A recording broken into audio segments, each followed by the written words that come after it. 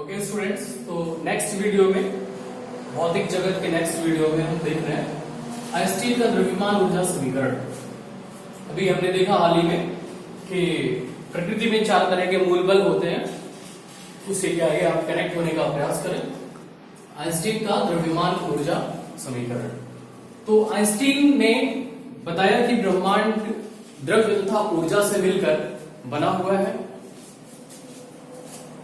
द्रव्य और ऊर्जा से ब्रह्मांड यानी विश्व का निर्माण होता है। और आइंस्टीन ने द्रव्य और ऊर्जा में एक संबंध स्थापित किया, जिसे हम आइंस्टीन का द्रव्यमान ऊर्जा समीकरण कहते हैं, या द्रव्यमान ऊर्जा तुल्यता समीकरण भी कहते हैं। और आइंस्टीन ने क्या कहा? आइंस्टीन ने कहा कि द्रव्य को ऊर्जा में तथा ऊर्जा को द्रव्य में रूपांतरित किया जा सकता है। ऊर्जा को द्रव्य में व द्रव्य को ऊर्जा में बदला जा सकता है। और इसके लिए आइंस्टीन ने एक समीकरण भी दिया। आइंस्टीन का कहना था कि यदि m किलोग्राम द्रव्य हो और उसे नष्ट कर दिया जाए तो उसके तुल्य ऊर्जा उत्पन्न हो जाएगी, और जो ऊर्जा उत्पन्न होगी वह E होगी। यानी m किलोग्राम द्रव्यमान नष्ट करने से यदि E जूल ऊर्जा उत्पन्न होती है, तो आइंस्टीन का कहना था कि E कितना होगा? E बराबर mc² होगा। इसे ही हम E = mc², इसी को आइंस्टीन का द्रव्यमान ऊर्जा तुल्यता समीकरण कहा जाता है। और इस समीकरण की सहायता से हम यह बता सकते हैं कि किसी द्रव्यमान के नष्ट होने से कितनी ऊर्जा उत्पन्न होगी, कितना द्रव्यमान नष्ट होगा तो कितनी ऊर्जा उत्पन्न होगी। यह समीकरण इस बात की भी व्याख्या करता है कि द्रव्यमान को ऊर्जा में बदला जा सकता है और ऊर्जा को द्रव्यमान में भी बदला जा सकता है। हम सब अपनी आंखों के सामने अपने घरों में आसपास चारों तरफ रोज द्रव्य को ऊर्जा में बदलते हुए देखते हैं। द्रव्य को नष्ट करते हैं और उस द्रव्य से ऊर्जा उत्पन्न होती है। फिलहाल हम मापते नहीं है बैठ करके कि 1 किलोग्राम कोयला जला दिया तो कितनी ऊर्जा उत्पन्न होगी, ऐसा करते नहीं है। ऐसे कोई मशीन हम नहीं रखे हैं कि माप कर बता देंगे कितना द्रव्यमान नष्ट हुआ तो कितनी ऊर्जा उत्पन्न, इतनी लकड़ी जला दी तो इतना जो ऊष्मा उत्पन्न हो गया, ऐसा करते नहीं है फिलहाल। लेकिन यदि किया जाएगा तो हमें इस समीकरण की सार्थकता समझ में आएगी कि आइंस्टीन ने कितने बड़े नियम की खोज की थी। फिलहाल ठीक है, कभी समय मिलेगा तो करेंगे, आप भी करिएगा। समय और उपकरण दोनों चाहिए करने के लिए। तो मैं ये कह रहा था कि हम लोग रोज अपने घर में देखते हैं कि द्रव्यमान द्रव्य को ऊर्जा में परिवर्तित होते रोज देख रहे हैं, लेकिन ऊर्जा से द्रव्य को बनाना या ऊर्जा को द्रव्य में बदलते हुए शायद किसी ने देखा होगा। कोई कमेंट करके बताया कि ऊर्जा को द्रव्य में बदलने का एग्जाम्पल क्या है। कोई एग्जाम्पल जिससे हमें ये पता चले कि हाँ ऊर्जा भी द्रव्य में बदलती है। भाई आइंस्टीन कह रहे हैं कि द्रव्य को ऊर्जा में बदला जा सकता है, ऊर्जा को द्रव्य में बदला जा सकता है। हम देख रहे हैं हमारे घर में रोज द्रव्य ऊर्जा में बदल रहा है, लेकिन हम कभी ये नहीं देख रहे हैं या जान नहीं पा रहे हैं कि ऊर्जा भी द्रव्य में कहीं बदल रहा है। ऐसा भी होता है हमारे पर्यावरण में ही ऐसी घटनाएं घट रही हैं जहां ऊर्जा द्रव्य में परिवर्तित हो रही है। तो द्रव्य से ऊर्जा में बदलने के बहुत उदाहरण आप बता सकते हैं, लेकिन ऊर्जा से द्रव्य में, ऊर्जा का द्रव्य में परिवर्तित होने का कुछ ही उदाहरण इस धरा पर विद्यमान है, जिनमें से कुछ उदाहरण मैं आपके सामने रखता हूं।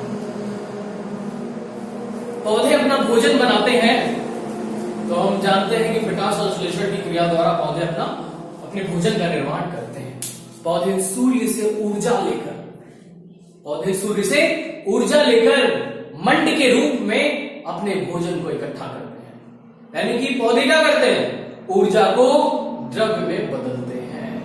बहुत बड़ा काम, एक अनोखा उदाहरण है द्रव्य से ऊर्जा में परिवर्तित होने का। कोई पूछे तो याद रखिएगा, द्रव्य से ऊर्जा में ऊर्जा को द्रव्य में परिवर्तित करने का पृथ्वी पर एक अद्भुत उदाहरण है, जो पौधे व्यक्त करते हैं, पौधों के द्वारा समझ सकते हैं, प्लांट्स के द्वारा समझ सकते हैं कि पौधे प्रकाश संश्लेषण की क्रिया में ऊर्जा को द्रव्य में परिवर्तित करते हैं। तो इस तरह से आइंस्टीन का जो द्रव्यमान ऊर्जा समीकरण है यहाँ अभी तक सार्थक है। द्रव्य को ऊर्जा में तथा ऊर्जा को द्रव्य में रूपांतरित किया जा सकता है। और आइंस्टीन का कहना है कि यदि m किलोग्राम द्रव्यमान को नष्ट किया जाएगा तो इसके तुल्य mc² यानी E ऊर्जा उत्पन्न होगी, जहां E की वैल्यू mc² होगी, यानी E बराबर mc² होगा। जहां c क्या है? c है निर्वात में प्रकाश की चाल, c क्या है? Speed of light in vacuum, और इसकी वैल्यू कितनी होती है? न्यूमेरिकल वैल्यू इसकी 3 × 10⁸ मीटर पर सेकेंड इसकी वैल्यू होती है। तो इस तरह से द्रव्य को ऊर्जा में, ऊर्जा को द्रव्य में इजीली बदला जा सकता है according to mister Einstein. Thank you. ये रहा एक स्पेशल रूल। आगे चलते हैं और अब इस चैप्टर में, भौतिक जगत अध्याय में,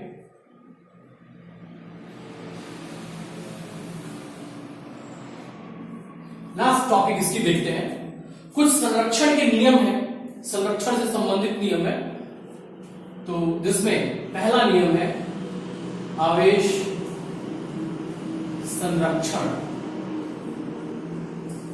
का सिद्धांत।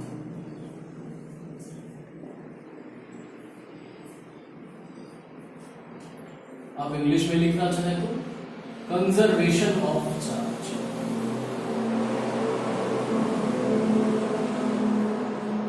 आवेश संरक्षण का सिद्धांत, कंजर्वेशन ऑफ चार्ज। यानी कि आपने जाना कि आवेश दो तरह के होते हैं, धन आवेश और ऋण आवेश।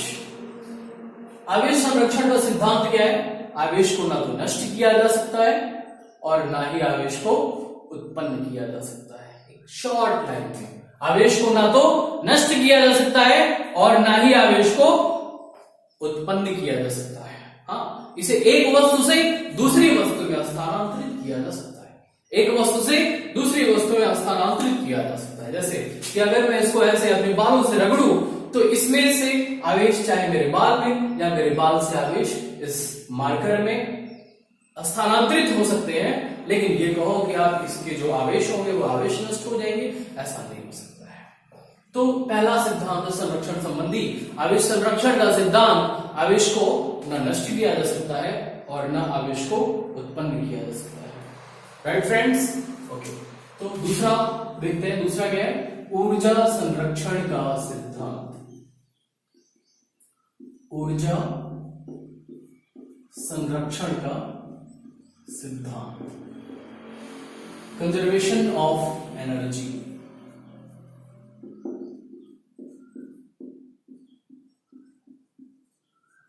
कंजर्वेशन ऑफ एनर्जी, ऊर्जा संरक्षण का सिद्धांत। इस सिद्धांत के अनुसार यहां भी वही कहना है कि ऊर्जा को ना उत्पन्न किया जा सकता है और ना ही नष्ट किया जा सकता है। तो क्या किया जा सकता है? इसे एक रूप से दूसरे रूप में बदला जा सकता है। तो ऊर्जा के बहुत सारे रूप हैं, प्रकाश ऊर्जा, पवन ऊर्जा, ऊष्मीय ऊर्जा, तापीय ऊर्जा, और तरह तरह की बहुत प्रकार की ऊर्जा है, रासायनिक ऊर्जा, चुंबकीय ऊर्जा, पेट्रोलियम ऊर्जा, तरह तरह की ऊर्जा है, नाभिकीय ऊर्जा। तो इन सभी ऊर्जाओं को क्या कर सकते हैं? नष्ट नहीं कर सकते, बस एक रूप से दूसरे रूप में बदल सकते हैं। इनको एक रूप से दूसरे रूप में बदला जा सकता है। यानी कि आपको यहाँ पर एक ही चीज याद रखनी है दिमाग में अपने, कि कोई भी ऊर्जा हो वो कभी नष्ट नहीं हो सकती। जैसे वैद्युत ऊर्जा है, वैद्युत ऊर्जा पावर हाउस से हमारे घरों में आती है, तो हम उसे पंखा चलाकर, बल्ब चलाकर उसका इस्तेमाल करते हैं, बल्ब चलाकर उसका इस्तेमाल करते हैं। तो क्या हम ये समझ लें कि हमने कि जो वैद्युत ऊर्जा है वो नष्ट हो गई? नहीं, वो वैद्युत ऊर्जा दूसरे रूपों में बदल गई।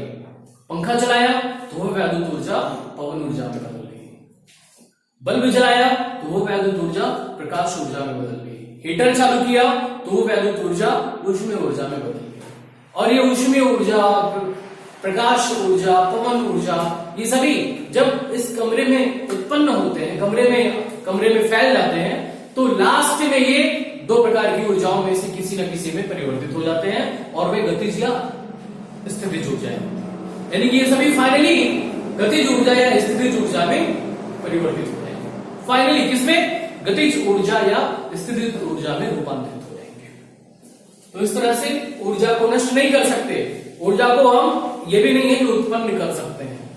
भगवान ने जितनी ऊर्जा दे दी है, इस प्रकृति में जितनी ऊर्जा विद्यमान है, उसे हम मनुष्य किसी भी प्रकार से उसकी मात्रा को ना बढ़ा सकते हैं और ना ही उसे घटा सकते हैं। हम कर क्या रहे हैं? हम बस हेराफेरी कर रहे हैं, इधर की ऊर्जा उधर, उधर की ऊर्जा इधर, बस इतना कर सकते हैं। यानी कि ऊर्जा को हम उत्पन्न नहीं कर सकते, ऊर्जा को हम नष्ट भी नहीं कर सकते हैं, बस क्या कर सकते हैं? हेराफेरी कर सकते हैं। तो ये दूसरा सिद्धांत था ऊर्जा संरक्षण का सिद्धांत, राइट। इसी तरह से आगे नेक्स्ट है रेखीय संवेग संरक्षण का सिद्धांत।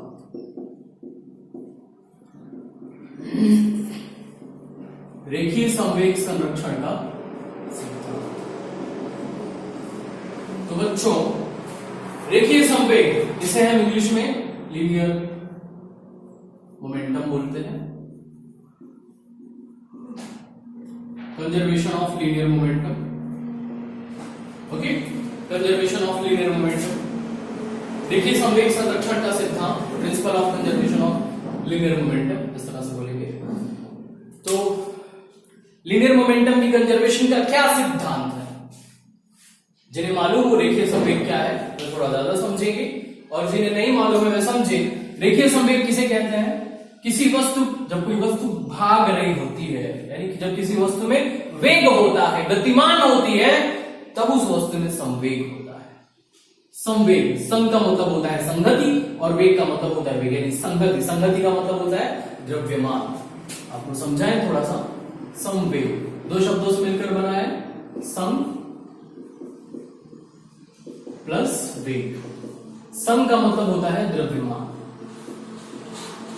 अब संवेग यानी द्रव्यमान और वेग के गुणनफल को संवेग कहते हैं। द्रव्यमान और वेग के गुणनफल को संवेग कहते हैं। Product of mass and velocity is called momentum of the body. तो द्रव्यमान और वेग के गुणनफल को संवेग कहते हैं, यानी कि अगर किसी वस्तु में वेग है तभी उसमें संवेग होगा। अब संवेग संरक्षण, संवेग संरक्षण का सिद्धांत क्या है? अगर किसी वस्तु पर कोई वस्तु गतिमान है, अगर कोई वस्तु गतिमान है और किसी गतिमान वस्तु पर बाहर से कोई बल नहीं लग रहा है, बाहर से कोई बल, ना उसे बाहर से धक्का दिया जा रहा है, ना बाहर से उसको कोई खींच रहा है, राइट। यानी बाहर से कोई भी किसी भी प्रकार का फोर्स यदि नहीं लग रहा है तो उसमें जो संवेग होगा उसकी गति के कारण, वह संवेग कांस्टेंट रहेगा, वह संवेग ना बढ़ेगा ना घटेगा। शायद आपको समझ में आया हो। देखिए, संवेग संरक्षण या संरक्षण का मतलब यही हो गया कि उसमें परिवर्तन ना हो, इसी को संरक्षण कहेंगे। जो है वही रहे तो उसको कहेंगे संरक्षित। अब रेखीय संवेग संरक्षण, रेखीय संवेग में परिवर्तन ना हो तो कहेंगे रेखीय संवेग संरक्षित है। और कब रेखीय संवेग में परिवर्तन नहीं होगा? ऐसा जब वेग में परिवर्तन नहीं होगा तो रेखीय संवेग में भी परिवर्तन नहीं होगा। और वेग में परिवर्तन क्यों होता है? वेग में परिवर्तन होने का कारण क्या है? बल, त्वरण। जब किसी वस्तु पर बल लगाओगे तो उस बल के कारण वस्तु में त्वरण उत्पन्न होगा, त्वरण के कारण वस्तु के वेग में परिवर्तन होगा, वेग में परिवर्तन होगा तो वस्तु के संवेग में परिवर्तन होगा, संवेग में परिवर्तन होगा तो उसका संवेग संरक्षित नहीं रहेगा। तो क्या रहेगा?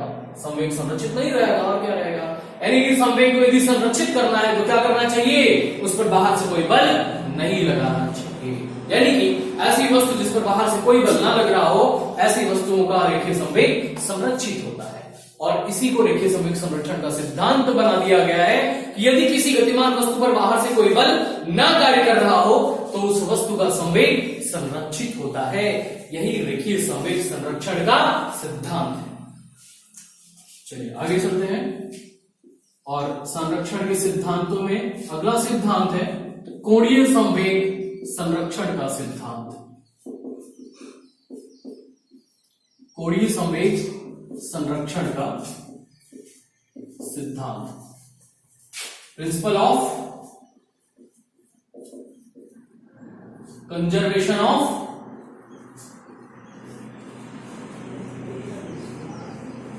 एंगुलर मोमेंटम,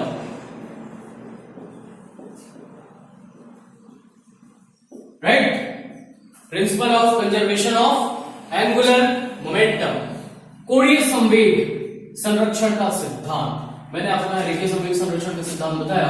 रेखीय संवेग को P से व्यक्त करते हैं और रेखीय संवेग द्रव्यमान और वेग के गुणनफल के बराबर होता है, राइट। कोणीय संवेग संरक्षण सिद्धांत क्या है? इसे जनरली L से व्यक्त करते हैं और L इज इक्वल टू होता है mvr। फॉर्मूला है mvr।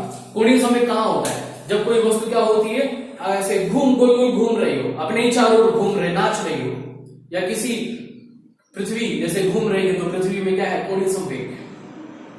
सूर्य के चारों ओर घूम रहे तो उसके कारण कोणीय संवेग है, अपनी धुरी के चारों ओर घूम रहे तो उसके कारण कोणीय संवेग है। तो जब कोई वस्तु घूमता है, नाच रहा होता है, तो उसमें क्या होता है? कोणीय संवेग होता है। और कितना होता है कोणीय संवेग? mvr। ये काम होता है।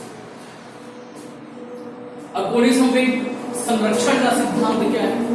कोणीय संवेग संरक्षण का सिद्धांत ये है कि जब कोई वस्तु घूर्णन कर रही हो और घूर्णन करती हुई वस्तु पर बाहर से कोई बल आघूर्ण ना लग रहा हो, बाहर से कोई बल आघूर्ण ना लगाया जा रहा हो, तो उसका कोणीय संवेग संरक्षित होता है।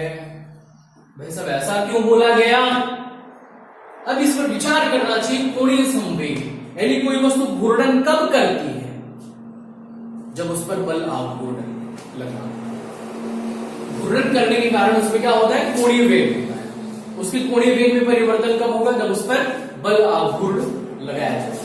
तो यदि बल आघूर्ण नहीं लगाया जाएगा तो कोणीय वेग और रेखीय वेग में कोई परिवर्तन नहीं होगा, और जब परिवर्तन नहीं होगा तो कोणीय संवेग जितना था उतना ही रहेगा, न बढ़ेगा न घटेगा। यानी कोणीय संवेग क्या होगा? संरक्षित होगा।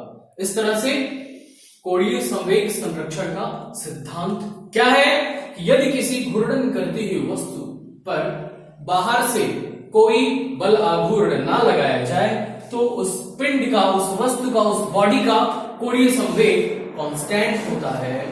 इसे कोणीय संवेग संरक्षण का सिद्धांत कहते हैं। तो ये आपके कंजर्वेशन लॉज है, आवेश संरक्षण का सिद्धांत, laws of conservation of charge. इसमें आवेश को ना तो नष्ट कर सकते हैं ना उत्पन्न कर सकते हैं। सेकेंड है ऊर्जा संरक्षण का सिद्धांत, laws of conservation of energy, यानी ऊर्जा को ना नष्ट किया जा सकता है और ना उत्पन्न किया जा सकता है। थर्ड रेखीय संवेग संरक्षण का सिद्धांत means laws of conservation of linear momentum. Linear momentum को अगर किसी गतिमान वस्तु पर, एक रेखा में गति करने वाली वस्तु पर कोई बाहर से बल नहीं लगाया जाता तो उसके रेखीय संवेग में परिवर्तन नहीं होता है। इसे रेखीय संवेग संरक्षण का सिद्धांत कहते हैं। कोणीय संवेग संरक्षण का सिद्धांत कंजर्वेशन ऑफ एंगुलर मोमेंटम। अगर घूर्णन करती हुई वस्तु पर, घूमती हुई वस्तु पर बाहर से कोई बल आघूर्ण नहीं लगाया जाता तो उस वस्तु की कोणीय संवेग में कोई परिवर्तन नहीं होता। इसे कोणीय संवेग संरक्षण का सिद्धांत कहते हैं। तो ये पहला चैप्टर था हमारा भौतिक जगत। लगभग हम भौतिक जगत को शॉर्ट में क्लियर कर चुके हैं। यही चीजें हमें भौतिक जगत में पढ़नी है। एग्जाम की दृष्टि से बहुत इंपॉर्टेंट चैप्टर नहीं है, लेकिन हमें ये चीजें जाननी जरूरी थी।